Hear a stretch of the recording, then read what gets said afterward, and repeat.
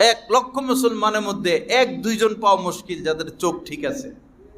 সবারই চোখ খারাপ, মোবাইলে খারাপ জিনিস দেখে, পত্রপত্রিকায় ভিন্নারি দেখে, এই জায়গায় জায়গায় বিলবোর্ড লাগায় রাখে, সেখানে এরকম মহিলাদের দিকে দেখতে থাকে। যার চোখ খারাপ তার সব খারাপ, যার চোখ খারাপ তার সর্ব অঙ্গ খারাপ। যার চোখ খারাপ সে কখনো তার লজ্জাস্থানকে সঠিক জায়গায় ব্যবহার করতে পারবে না। আল্লাহ হেফাজত করেন।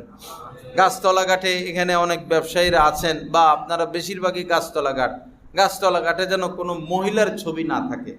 বিউটি পার্লার, বিলবোর্ড, এই ছবিগুলো হয় নামিয়ে ফেলতে হবে, অথবা স্টিকার দিয়ে ছবিগুলোর মুখ যেন বন্ধ করে ফেলা।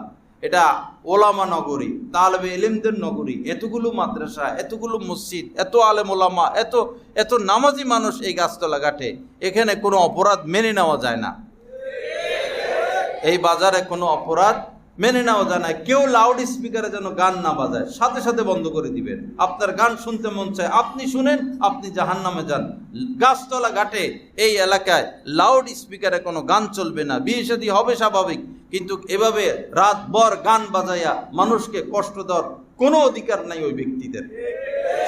সবাই একসাথে হামলা করে বসবেন, বন্ধ করতে হবে গান বাজতে। এখানে এত বড় প্রতিষ্ঠান কমলপুর মাদ্রাসা, এতগুলো মাদ্রাসা আশপাশ, এখানে রং তামাশা করবেন, নাচানাচি করবেন, মাদক আদান প্রদান, ব্যবসা বাণিজ্য করবেন, অন্তত গাছতলা ঘাটে ইনশাআল্লাহ অচিরে কোনো অপরাধ আমরা হতে দিব না।